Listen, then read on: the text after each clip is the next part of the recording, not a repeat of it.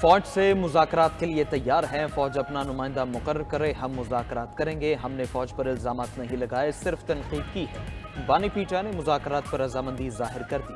عدالت میں صحافیوں سے غیر رسمی گفتگو کرتے ہوئے کہا، مذاکرات کے لیے پہلا مطالبہ ہے چوری کیا گیا مینڈیٹ واپس کیا جائے، دوسرا مطالبہ گرفتار کارکنوں کی رہائی اور مقدمات کا خاتمہ ہے، تیسرا مطالبہ ملک میں صاف شفاف الیکشن کرانے کا ہے۔ حکومت سے مذاکرات پر بات کرتے ہوئے بانی پی ٹی آئی نے کہا، حکومت سے ہم کیا مذاکرات کریں، پیپلز پارٹی اور نون لیگ دونوں فارم 47 والے ہیں۔ مزید کہا، حکومت کا مقصد ہے پی ٹی آئی کا خاتمہ، 9 مئی میں پی ٹی آئی کا کوئی بندہ ملوث ہے تو ضرور سزا دیں، جسٹس عامر فاروق سے گزارش ہے میرے مقدمات سے الگ ہو جائیں۔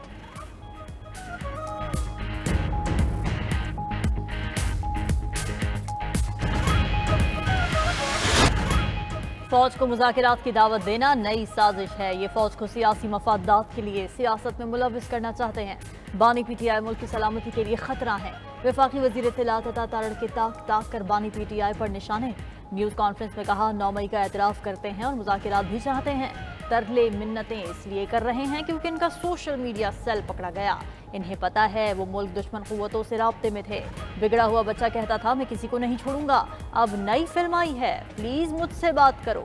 بانی پی ٹی آئی کبھی گریبان پکڑ لیتے ہیں، کبھی پاؤں۔ سینئر وزیر پنجاب مریم اورنگزیب نے کہا، خود ساختہ انقلابی منتوں ترلوں پر اتر آیا، فاشسٹ کی بات صرف اقتدار کے لیے ہوتی ہے۔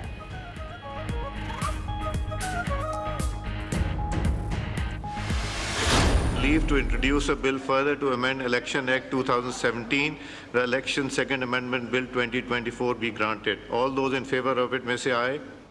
All those against it may say no. I think ayes have it, and the leave to introduce the bill is granted. P T I کا پارلیمنٹ میں راستہ روکنے کے لیے حکومت نے قانون سازی کا سہارا لے لیا۔ الیکشن ایکٹ 2017 ترمیمی بل قومی اسمبلی میں پیش۔ بل کے متن کے مطابق آزاد رکن آئین کے تحت 3 دن میں کسی بھی جماعت میں شامل ہو سکتا ہے۔ الیکشن ایکٹ کی پہلی ترمیم میں کہا گیا ہے کسی سیاسی جماعت سے وابستگی کا اقرار نامہ تبدیل نہیں کیا جا سکتا۔ دوسری ترمیم میں کہا گیا ہے جس پارٹی نے مخصوص نشستوں کی فہرست الیکشن کمیشن کو نہ دی ہو اسے مخصوص نشستیں نہیں دی جا سکتی۔ اپوزیشن کی الیکشن ایکٹ ترمیمی بل کی بھرپور مخالفت، ایوان میں نو نو کے نعرے لگائے۔ اسپیکر قومی اسمبلی نے ترمیمی بل متعلقہ قائمہ کمیٹی کو بھجوا دیا۔ ترمیمی ایکٹ 2024 کے مطابق یہ دونوں ترامیم منظوری کے بعد فوری طور پر نافذ العمل ہوں گی۔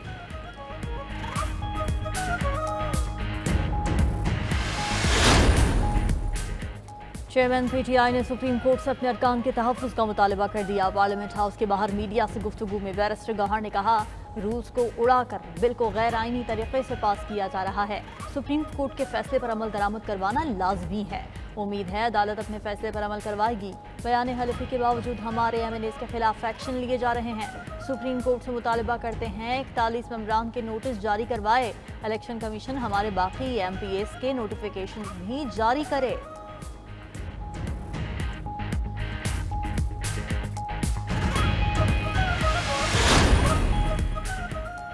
اسلام آباد ہائی کورٹ کا P T I central secretariat فوری کھولنے کا حکم، سی ڈی اے کا P T I office seal کرنے کا حکم کالعدم قرار۔ عدالت کی پی ٹی آئی کو بلڈنگ میں آگ سے بچاؤ کے حفاظتی انتظامات نصب کرنے کی ہدایت۔ کہا، P T I C D اے حکام سے 10 قسم کے انتظامات کرنے پر متفق ہوئی۔ پی ٹی آئی آگ بجھانے کے آلات ہر منزل پر نصب کرے گی، چھت پر فائر پمپ، پانی کا ٹینک، مینول الارم سسٹم لگایا جائے گا، بلڈنگ میں بجلی کی باقاعدہ وائرنگ کرائی جائے گی۔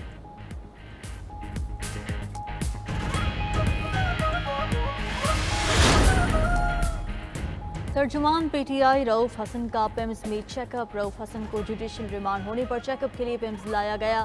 ڈاکٹرز نے مکمل چیک اپ کے بعد انہیں صحت مند قرار دیا۔ پیمز اسپتال میں رؤف حسن کے 2D ایکو، ای سی جی اور دیگر ٹیسٹ کیے گئے۔ عدالت نے رہنما تحریک انصاف کی مزید جسمانی ریمانڈ کی استدعا مسترد کرتے ہوئے پیکا ایکٹ کے تحت درج کیس میں جوڈیشل ریمانڈ پر جیل بھیج دیا تھا۔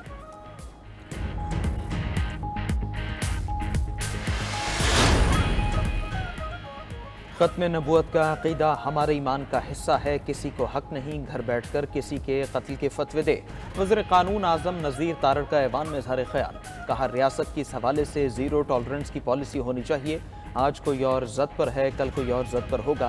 حنیف عباسی نے کہا قتل کا فتویٰ دینے کے اختیار کسی کو نہیں، قادیانیوں کے معاملے پر علماء کرام کی کمیٹی بنائی جائے، اس معاملے کا بروقت حل نکالا جائے تاکہ اب ہم دور ہو۔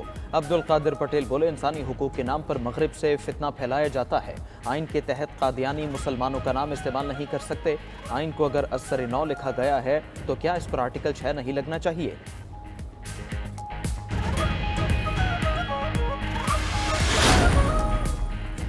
علی محمد خان کا سپریم کورٹ کے فیصلے پر پارلیمانی کمیٹی بنانے کا مطالبہ۔ قومی اسمبلی میں اظہار خیال کرتے ہوئے پی ٹی آئی کے رکن اسمبلی نے کہا سپریم کورٹ کے فیصلے سے ابہام پیدا ہوا ہے۔ ذوالفقار علی بھٹو کے دور میں قادیانیوں کو غیر مسلم قرار دیا گیا، اس سے پہلے عوام خود فیصلہ کریں، ہمیں قدم اٹھانا ہوگا۔ حکومت اور سپریم کورٹ اپنی ذمہ داری پوری کرے۔ صاحبزادہ حامد رضا نے کہا عدالتی فیصلے سے کروڑوں مسلمانوں کے جذبات سے کھیلا گیا۔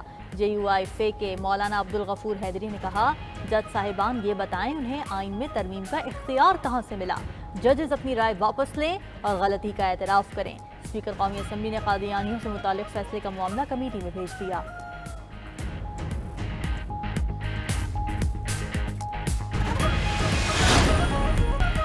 خیبر پختونخوا، پنجاب، بلوچستان کے بعد سندھ میں بھی بادل برس پڑے۔ کراچی کے مختلف علاقوں میں کہیں ہلکی اور کہیں تیز بارش۔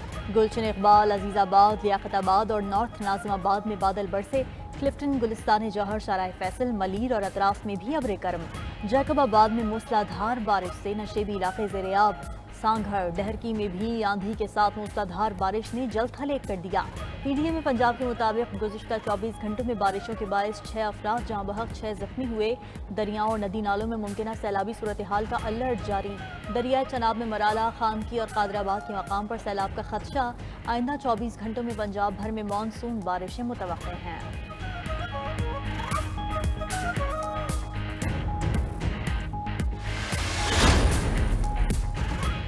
مسلم لیگ نون نے ملک کو آئی پی پیز کے چنگل میں پھنسایا۔ 70% منصوبے درآمدی توانائی پر لگائے گئے۔ پی ٹی آئی کے دور میں بجلی 17 روپے فی یونٹ تھی۔ اپوزیشن لیڈر عمر ایوب کی پارٹی رہنماؤں کے ساتھ نیوز کانفرنس، کہا اس وقت کیپیسٹی چارجز 2800 ارب روپے تک پہنچ چکے ہیں۔ مہنگے معاہدے کر کے نگراں وزراء مگرمچھ کے آنسو کیوں بہا رہے ہیں؟ شبلی فراز بولے پیپلز پارٹی اور مسلم لیگ نون نے توانائی بحران کی بنیاد رکھی۔ ایل این جی کے فراڈ منصوبے پیپلز پارٹی نے لگائے۔ آئی پی پی سے معاہدوں میں قوم کی بجائے اپنا مفاد دیکھا گیا۔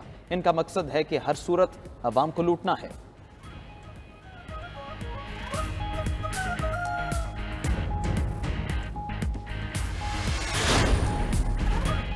وفاقی وزیر پیٹرولیم نے اپوزیشن لیڈر عمر ایوب کی تنقید مسترد کر دی۔ اسلام آباد میں نیوز کانفرنس کے دوران مصدق ملک نے کہا عمر ایوب حکومت پر تنقید کر رہے ہیں، وہ اس وقت مسلم لیگ نون کے وزیر تھے۔ عمر ایوب اس وقت وزارت چھوڑ دیتے، معاہدوں پر دستخط نہ کرتے۔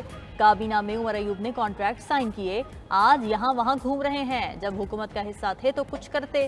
ملک مثبت رویوں سے چلتا ہے، تنقید برائے تنقید اور نفرت کی سیاست ملکی مفاد میں نہیں۔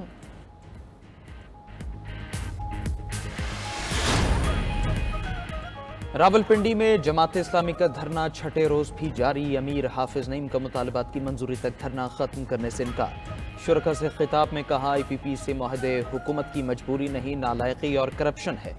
عوام دشمن معاہدے کک بیکس لے کر کیے گئے ہوں گے، یہ لوگ آئی پی پی سے کیے معاہدے سامنے نہیں لا سکتے۔ متحدہ رہنما مصطفیٰ کمال کہتے ہیں ملکی معیشت آئی پی پی کا معاملہ حل کیے بغیر صحیح نہیں ہو سکتی۔ کراچی میں 25% انڈسٹریز بند ہو رہی ہیں۔